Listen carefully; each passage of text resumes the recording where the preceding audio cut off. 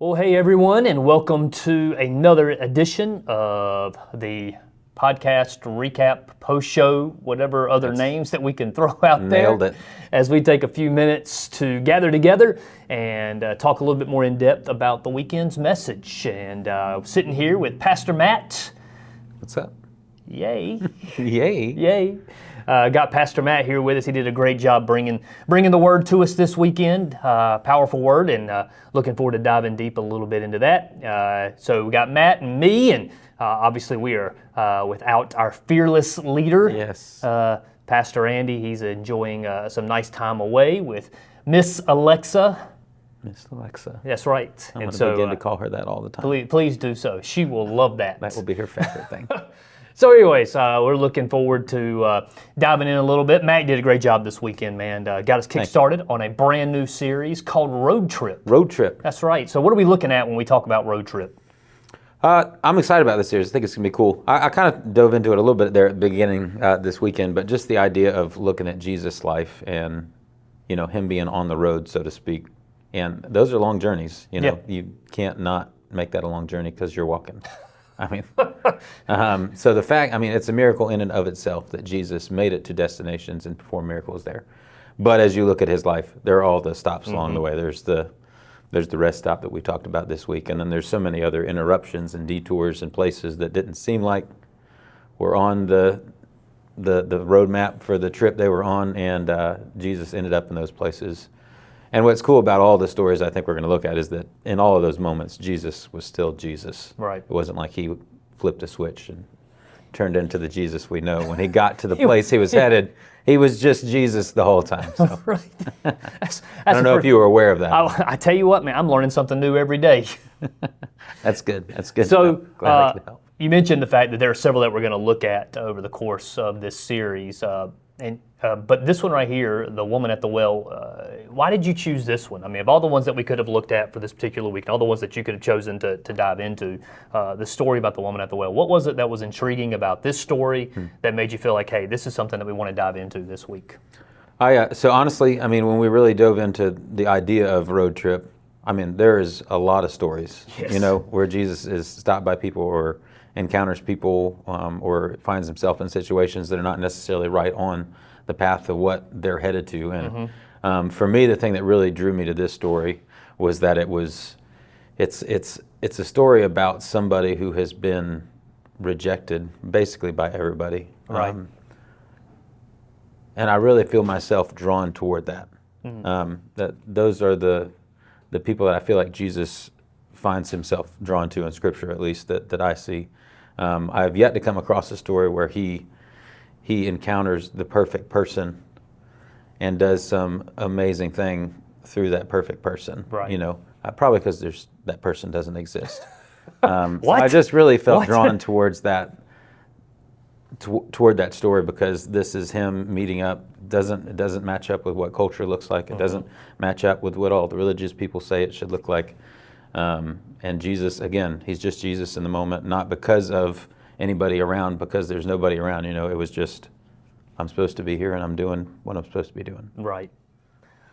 When we kind of look at this story and kind of look at the way that it gets set up, this wasn't a place that Jesus, that anybody would have really thought that they would have found Jesus or found the Messiah, found the Savior, especially at this time of the day. Yeah. Talking with this individual, there were a lot of stigmas that were going on at that point in time that would have caused, most people to frown upon this interaction. But Jesus finds himself intentionally going to this well to speak to this woman, to have this encounter. And so, really powerful story. What were some of the things that for you felt like, hey, you kind of shared some of it that were there, but you felt like, hey, man, this is a really powerful, life-shaping moment for you as an individual as you were walking through this? What was one of those moments for you? I shared some of it.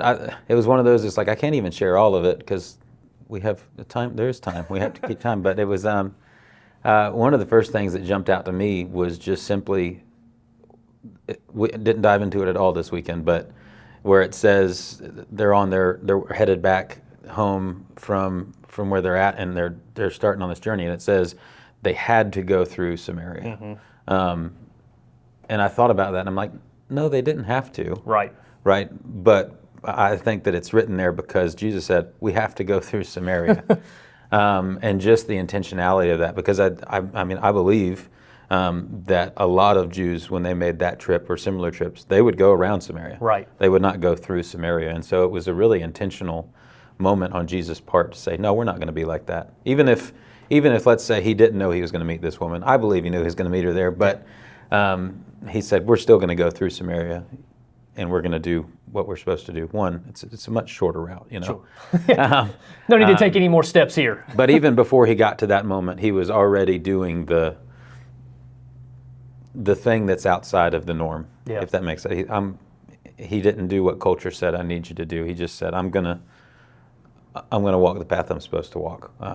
And then when he did that, there was another thing that happened there. And I think a lot of times we have that opportunity. If we can follow through on what we're supposed to do, the next thing we're supposed to do is waiting there. And I know he's Jesus, so sometimes it's hard to make that comparison of like, well, of course, but he knew the woman was there. He knew it was going to happen. This is, you know, but I really do believe when you set out on a path and there's that opportunity to go, I'm just going to go around that uncomfortable situation or that hard moment or whatever that might be for you, like to say, no, I'm supposed to go through this, whatever that is. I really do believe in that step of obedience that there's the next thing that we get to follow through on, which most of the time is somewhat more fulfilling, a larger thing, if you want to call it that. Right.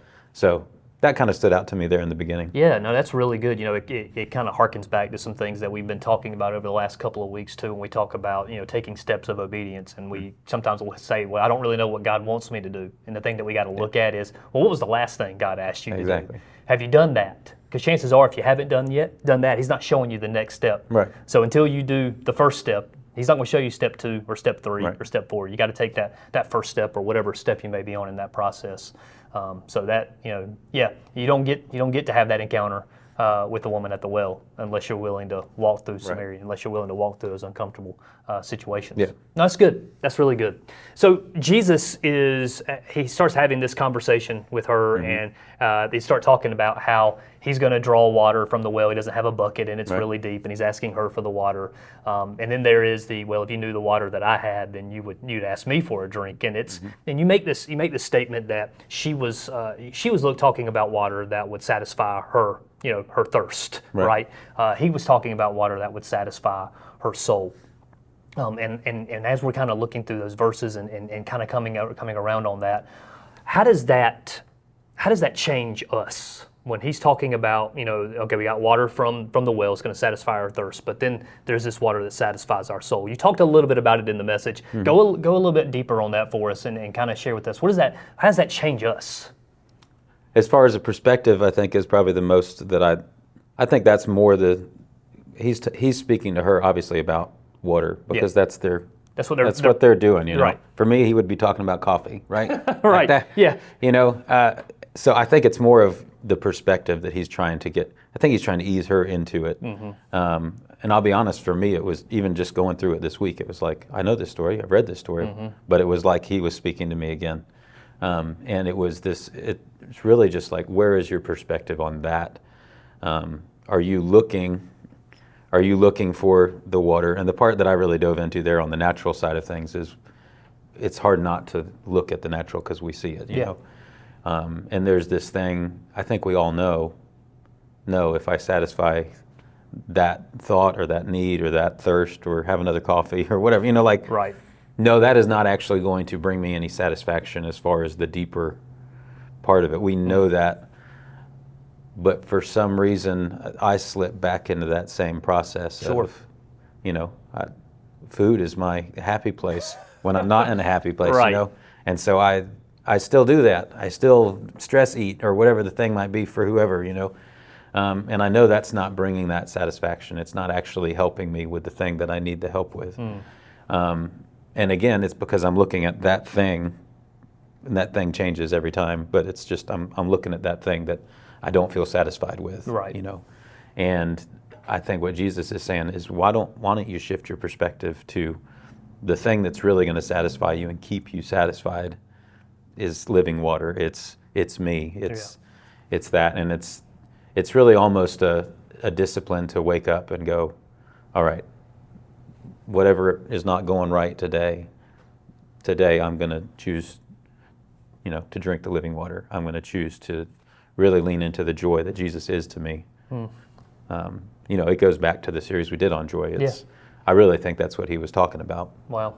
Bubbling up inside of her was the joy that she was missing because she had not really discovered him yet. Right. He goes on into that conversation, and it was, kind of starts calling out a little bit, kind of presents the situation that she found herself in with, not having a husband right now, but had 5 previous husbands, and then the guy she was living with wasn't her husband at that point in time, and her response to that and his response it almost can kind of feel a little bit awkward, because it's like, what does this have to do with what we were just talking about, drawing water from a well here, and then all of a sudden it's go and call your husband, and we'll talk a little bit more about it. But I thought you did, man, an amazing job of kind of leaning into the John chapter 1. He comes in grace and truth, and there is grace here in this conversation. But I think you made the statement that the truth in him wouldn't allow him to ignore the sins that she found herself in. Why? Not because it was a condemnation deal, but because he had so much more for her. He wanted to call her out of that, of the life and the pain that she found herself in, and call her into something better. Man, the grace and the truth side of that sometimes can be hard to balance. Talk to us about how we as followers of Christ can do a job well done of walking grace and truth. Yeah. For me, I have found it always comes back to what are my actual intentions. People are not blind, like you can see if somebody's having a bad day. You can see if they're thinking about you in a way that like they're just like you, if they're condemning you in their mind, but they're trying to have a conversation with you. It's like, but if you actually are determined for the future, like we talked about, like if you really care about that person, the way you're going to communicate is going to be different. And I, obviously I wasn't there to hear Jesus the way that he spoke, but I have to believe when he spoke to her, that was apparent that I care about you. It wasn't, well, go get your husband, and all the things that everybody had ever said to her. Now I think he intentionally said it to remind her. Oh, I know all of that. That's not what I'm worried about. And I think so much for the church, and I'm just speaking the church as a whole, we get so caught up in one or the other, and I don't think we have figured out, like, how do I actually care as I'm saying this, or communicate that I care, maybe is a better way. I think we all care at some level. I think we need to do a better job of figuring out, how do I get more full of grace and full of truth at the same time, instead of, I don't know a great way to sugarcoat it. I think a lot of times some people are really, really graceful, overly graceful, if that's a thing, you know what I mean? They lean more to that it's side. It's like, everything is okay, that's fine, whatever you want to do, and there's no truth attached to it. And then the same thing, there's the other side of, okay, I'm just going to tell you how horrible you are, or whatever truth I'm going to tell you, and then see you later. There's no, I want something for you, that's why I'm communicating. So I don't know if I have a great answer as to how we can grow in it, other than to just say, I really do believe there's power in prayer to say, God, will you give me more grace, and will you give me more truth? We probably don't lean enough into that. God, help me to be more full of grace and full of truth at the same time. That's good. And you probably know which one you have more of. Maybe lean into praying for the other one more often than you do. It probably is also not always one side of it either. There are probably sometimes we lean, a little more on the grace side, and there's other times we probably lean a little more into the truth side. And but Jesus came full of both, and that's kind of our goal as well, is to walk in both of those fully at the same time. I got to be honest with you, as you got towards the end of the message, your words punched me in the gut as I listened to it, as you were walking through, kind of getting to the end of it, and you said, it's really easy for, us to be able to look at this thing and say, I want to be what Jesus was for her in this. But then you paused and you said, that's a little arrogant of me because I'm not Jesus in this story. Yeah. I'm the woman at the well. I'm the broken one. Yeah. I'm the hurting one. I'm the one who goes back to the same old stuff time and time again. And I got to be honest, as a follower of Christ and somebody who's been following Christ for a while now, it's easy for me to put myself in somebody else's shoes in that story. It's not so easy for me to put myself into the woman at the well and put myself into her shoes, even though, yes, that's who I am. Right. That's who we are in this story. What would you say to the individual out there who is maybe for the first time in a long time seeing themselves in the shoes of the woman at the well? That's a good question.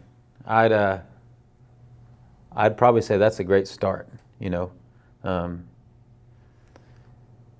think it's so easy, if I rewind for a minute, like it's so easy to look at someone, if you look at the woman at the well and go, I don't have 5 failed marriages, and I'm not necessarily looked down on by everybody. Yeah. And go, so that's not me. But we forget, all have sinned and fallen short, and her thing might be different than your thing. But to find yourself and realize I have fallen short of that standard that He has for me, and the thing that when He created us, when I fell short of that, we all kind of, I know that sounds kind of like, oh, my thing's just as bad as that thing or whatever. In a sense, yeah, like you didn't meet the perfection that He created you to meet. And so to start there and just go, I am messed up, feels weird to say, but is a really good spot to just, it doesn't feel encouraging to wake up to that every day, but it's also, if you can be in that place of, yeah, I'm messed up. And the beautiful thing about that is then the gospel is that that's not the point of the story. The point of the story is that I'm forgiven, I'm loved, I'm known. And it's not like, no offense to you, it's not like Greg knows me and loves me and forgives me. It's the Creator that I failed the whole time. Yeah. He's the one that looks at me and says, I know you, I love you, I forgive you. And so that's, to me, to be in that place and to walk in that, that's the grace and the truth. I think if we could come back to that, if we could really stay in that mindset, it would be so much easier to walk in grace and truth because we're reminded of the grace and the truth that He offered to us. I hope that made sense. Maybe. No, that's good. It made sense up here. I don't know if I came out this way, but that's good. That's good. Well, as we get ready to wrap up, anything left for you that you would like to share as it relates to this particular road trip that Jesus was on, and anything that took place there that maybe is one of those things that don't make it into the notes, or anything that you feel like you wanted to share? Probably 2 things I'd say. I'd say the first thing is Jesus started the conversation. She didn't bring anything up. She just went about her day. And I think for us, Jesus has started that conversation. Yeah. It's there. And I think a lot of people worry about, especially if you are in that spot of, oh, I am her. What's the next step? What am I supposed to do now? How do I approach Jesus? Or how do I approach a church? Or how do I... The conversation started like it's an open door. It's not as complicated as you might be making it. So just come on in, have the conversations, ask the awkward questions, go through life with people. Jesus already started that conversation. And then just the second, I don't know, I feel like I should clarify. I know that one thought of like, where I said I had that arrogant thought, and maybe arrogant's the wrong word, but like of I want to be like Jesus is in that story to people. I don't necessarily know that the thought of that is wrong. Sure. And I think maybe I communicated that, but that's not what I meant to communicate. It was more like Jesus was saying, that's not what I'm trying to communicate with you today. Yeah. Yeah. Because I think He has called us to be the hands and feet of Jesus. Right. And to where we go, He goes, and we get to offer the living water that He offered. It just happens that He's the living water, not you. And so, I don't know, that's kind of like a double-sided coin. There you go. For me, it was no, we're working on this right now. Yeah. You're the woman at the well right now, at least. There's a time and place for Yeah. us to say, hey, you know what, let's not be so consumed with where we're trying to get to that we don't take the pit stops, the rest stops Yep. along the way. Yep. But for this weekend, our conversation was more directed at, hey, let's do some Yep.